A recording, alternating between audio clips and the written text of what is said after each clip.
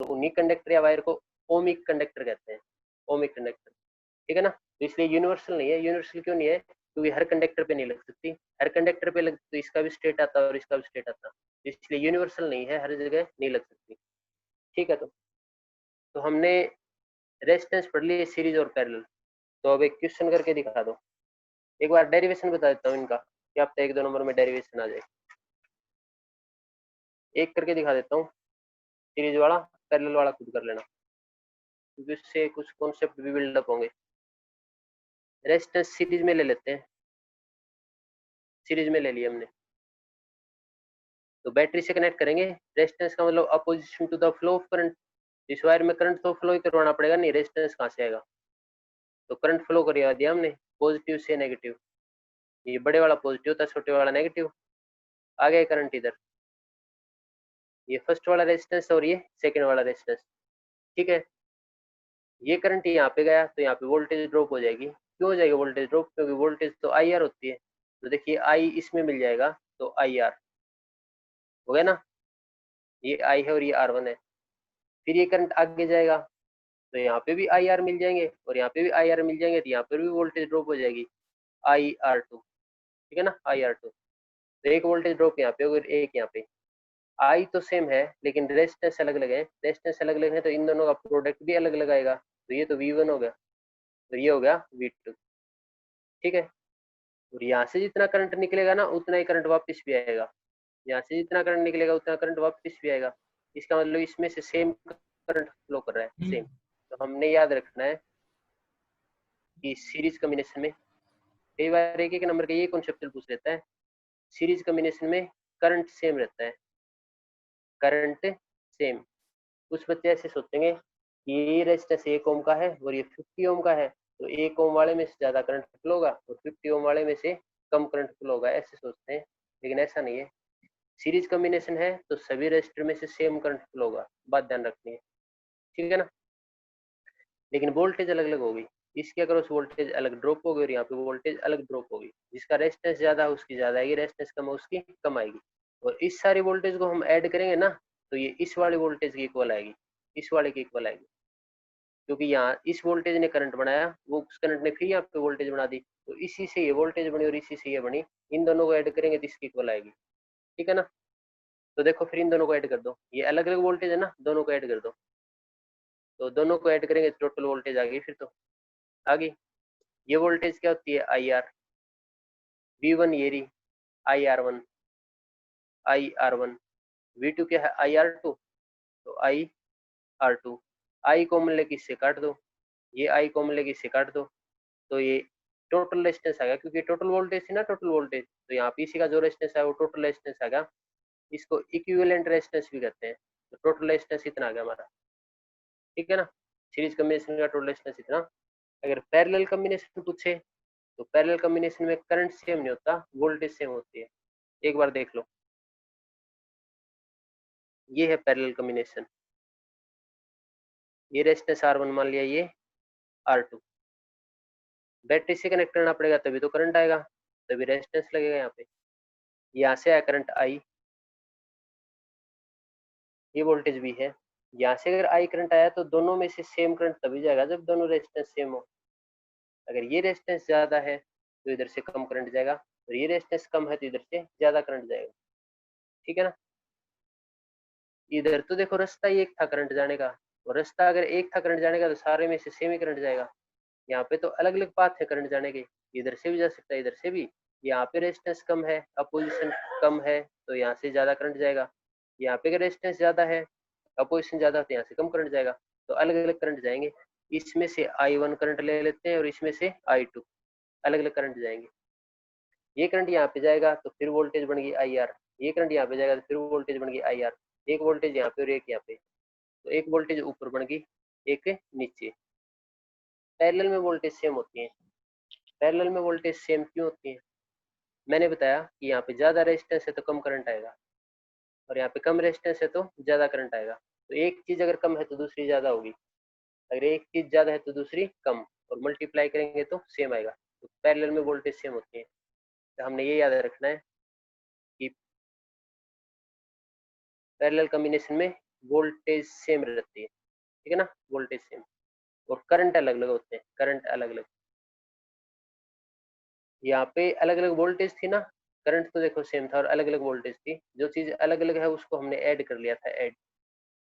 यहाँ पे मैं कह रहा हूँ वोल्टेज तो सेम है और करंट अलग अलग है, करंट अलग अलग है तो जो अलग अलग है उसको ऐड कर लो, तो करंट अलग अलग है इनको हमने ऐड कर लिया, ठीक है। और करंट का फॉर्मूला बता दो, V equal to I R होता है ना, V equal to I R, तो I equal to V by R, तो यहाँ पे I equal to V by R, यहाँ पे भी I equal to V by R. तो देखो यहाँ पे वोल्टेज कितनी बनेगी, I1 R1, तो ये वाली वोल्टेज I1 R1, यहाँ पे कितनी बनेगी I2 R2, तो यहाँ पे वोल्टेज I2 R2। तो यहाँ से वैल्यू निकाल लेंगे, I1 की वैल्यू चाहिए, यहाँ से निकाल लो, इसको इधर ले जाओ, V by R1, V by R1, यहाँ पे V1 नहीं लिखना क्योंकि वोल्टेज सेम है तो V रहेगा। I2 की वैल्यू यहाँ से निकाल लो, ये नीचे ले जाओ, V बाई R2, ये है V बाई R2, ऊपर वाला V कॉमन लेके इससे काट दो, तो आंसर आ गया हमारा 1/R equal to 1/R1 plus 1/R2, ये पैरेलल कॉम्बिनेशन का रिजल्ट ये आएगा। तो डेरिवेशन भी आ सकता है, एक नंबर में ये भी आ सकता है कि पैरेलल में वोल्टेज सेम रहती है, करंट तो वोल्टेज, एक नंबर में ये भी आ सकता है सीरीज में कौन सी चीज सेम रहती है, तो करंट सेम रहता है, वोल्टेज अलग अलग होती है। अब इसका एक न्यूमेरिकल करके दिखाओ, कुछ पूछना हो तो पूछ सकते हो, हैंड रेज करो, नहीं पूछना, चलो तो फिर क्वेश्चन करके दिखाओ।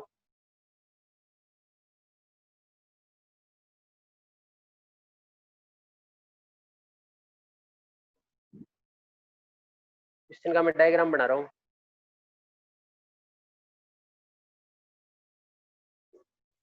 बैटरी है 2 वोल्ट की,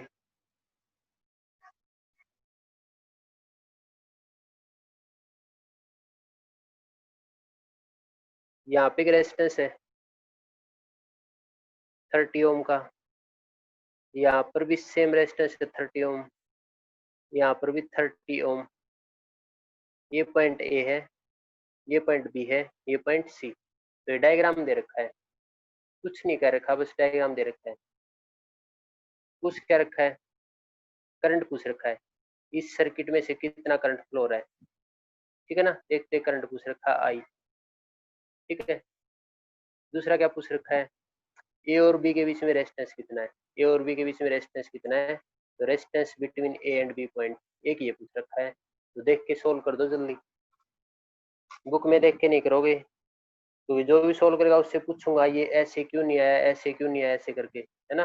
तो क्वेश्चन देख के सोल्व करना है, बुक में देख के सोल्व नहीं करना। पहले हम ये देखेंगे सीरीज में पैरेलल में क्या है, क्योंकि हमने करंट निकालना है ना, और हमने करंट निकालना है, तो करंट तो होता है voltage by resistance.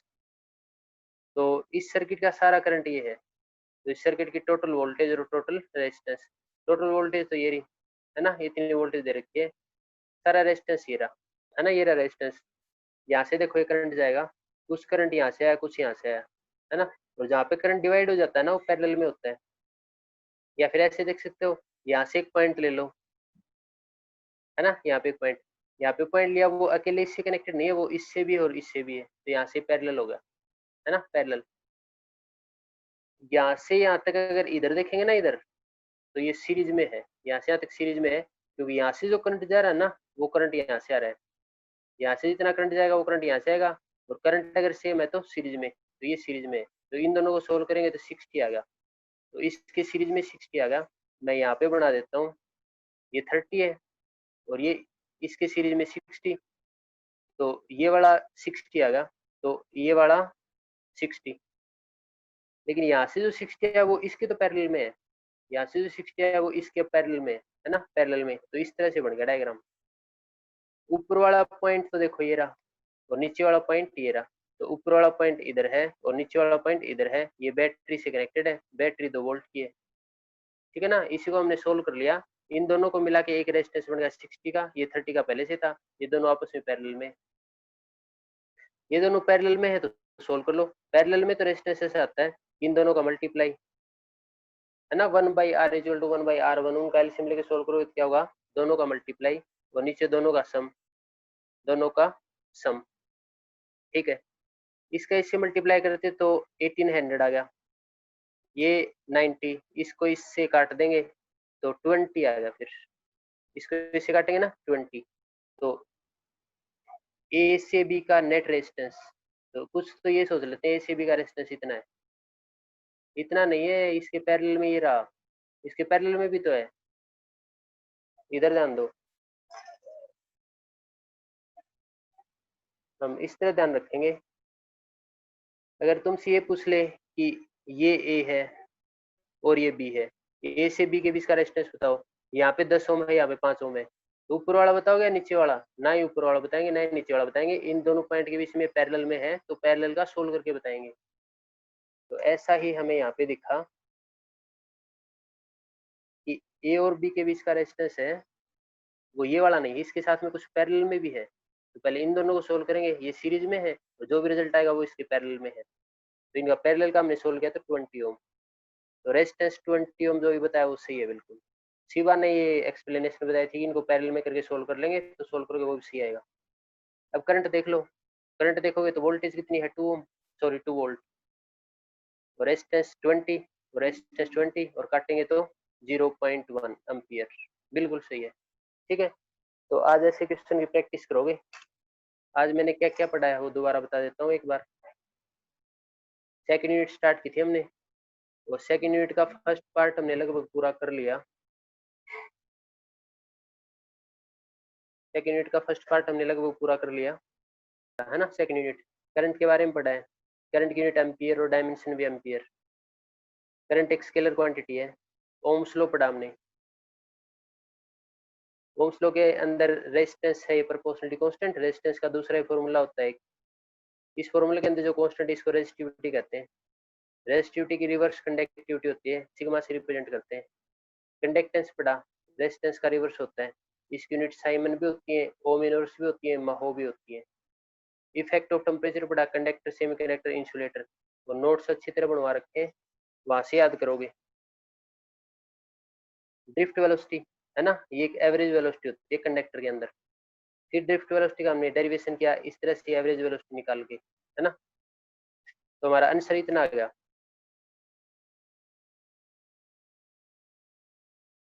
Drift velocity का आंसर ये आया -e/m इंटू में टाउ एवरेज।